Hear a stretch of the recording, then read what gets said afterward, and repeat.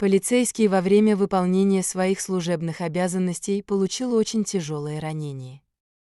Травмы вызвали резкое падение всех жизненных показателей пострадавшего, в результате чего у него даже случился припадок. Врачи уже собирались опустить руки и признать его мертвым. Но вдруг в дело вмешалась собака полицейского. Но обо всем по порядку. Сержант Николас Смит преследовал преступников, пытавшихся сбежать, уже около 15 минут.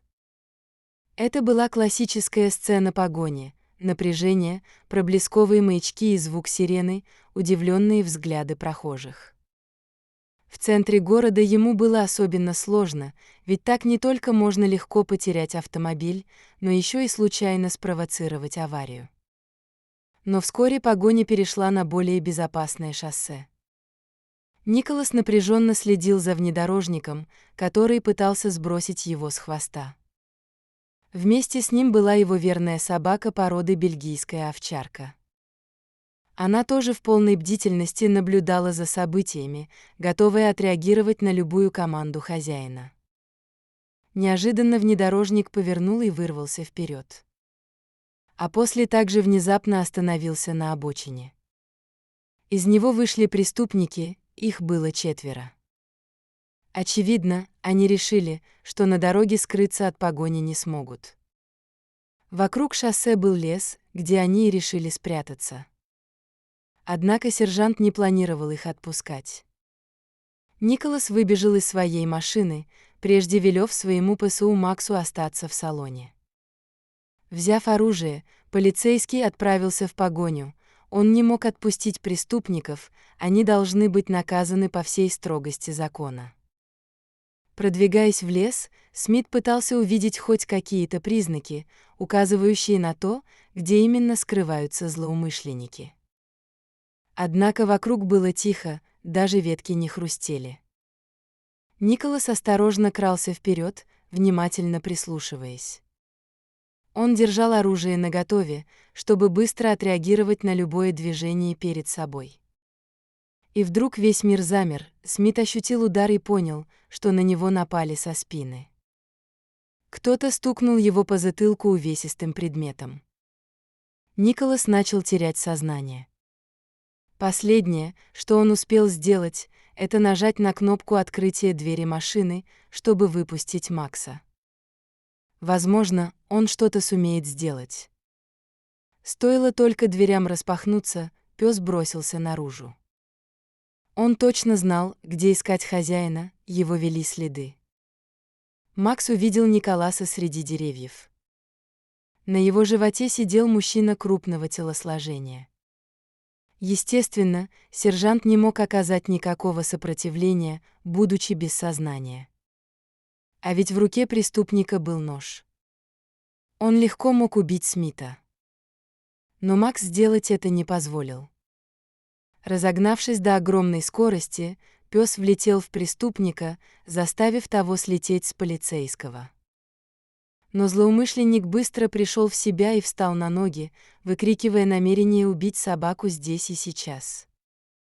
А потом разобраться и с полицейским преступник схватил с земли огромную ветку, а в другой у него так и остался нож.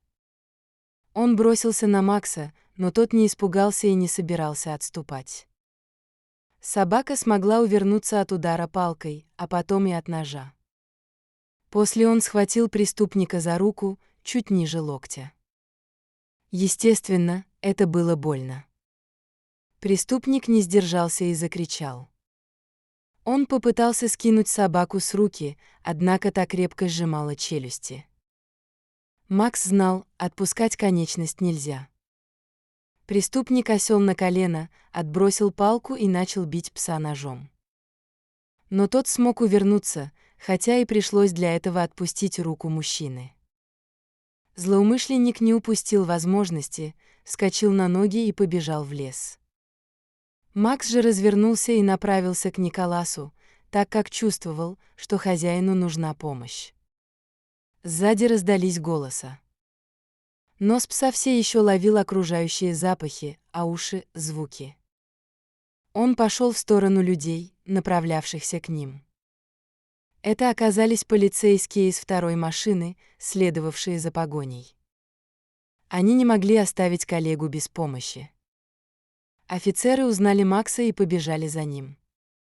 Пес привел их к хозяину, который все еще оставался без сознания.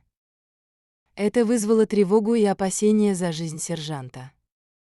Вскоре пострадавшего доставили в ближайшую больницу. Доктора сразу начали свою работу.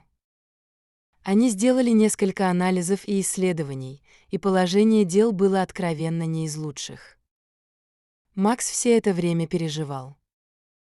Его взял домой один из офицеров, который видел, как пес всю ночь беспокойно метался с места на место, явно переживая за владельца.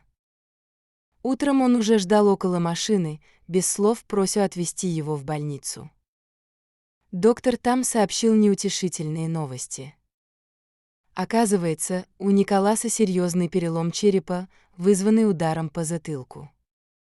Кроме того, полицейский получил кровоизлияние в мозг. Он находился в коме, и медики не могли дать никаких прогнозов. Увы, Максу не позволили зайти в реанимационную палату. Ему пришлось ждать около входа в приемный покой. Когда офицер вышел из палаты, Макс с тревогой посмотрел на него, ища хозяина. Конечно, его не было рядом с мужчиной. Пес вопросительно глядел на полицейского, а тот лишь печально покачал головой и направился к служебной машине. Макс последовал за ним. Он все понимал. Спустя несколько месяцев врачи решили отправить Николаса домой. Он все еще был в коме, но его состояние удалось стабилизировать. Ему обеспечили постоянный уход. Макс постоянно дежурил около кровати хозяина, будто боялся оставить его одного. И вот однажды утром пес заметил что-то неладное. Он выбежал из комнаты Николаса и пошел будить его сиделку. Та с неохотой поднялась, все же дело было среди ночи. В спальне Смита она увидела невероятное зрелище. Полицейский пришел в себя. Его взгляд был расфокусирован, и он как будто не понимал, где находится. Увидев Макса, Николас сказал: «Привет, мальчик». Его рука была слабой, но он все же смог найти в себе силы погладить любимца. Следующие месяцы были уделены усиленной реабилитации, которая после длительной комы очень тяжела, ведь у Николаса атрофировались мышцы. Врачи говорили, что могут уйти месяцы или даже годы на обучение ходьбе заново. Конечно, постепенно Смит научился передвигаться, но делал это медленно и неловко.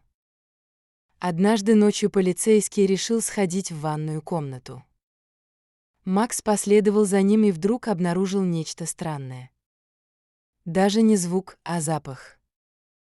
Он внимательно посмотрел на хозяина, а тот вдруг стиснул зубы от боли. Макс начал лаять и бегать по дому, силясь привлечь внимание сиделки. Вскоре та проснулась и поспешила к Николасу. В тот момент он уже бился в припадке, тело сотрясалось от судорог, а изо рта шла пена. Сиделка сразу сориентировалась в ситуации. Она присела рядом и помогла Смиту немного успокоиться, а также позвонила врачу. Как только тот прибыл на место и осмотрел мужчину, выводы его были неутешительными. Он сказал, что не может прощупать пульс или уловить дыхание Николаса. Доктор считал, что полицейский мертв, но Макс точно знал, что это не так. Когда врачу принесли носилки для того, чтобы унести тело, пес стал его защищать. Встал перед хозяином, принял боевую позу и начал рычать. Так продолжалось около часа, и врачу пришлось позвонить в полицию. Он попросил прислать кого-то, чтобы убрали собаку. На место происшествия вскоре прибыл капитан, который увидел, как Макс защищал своего хозяина.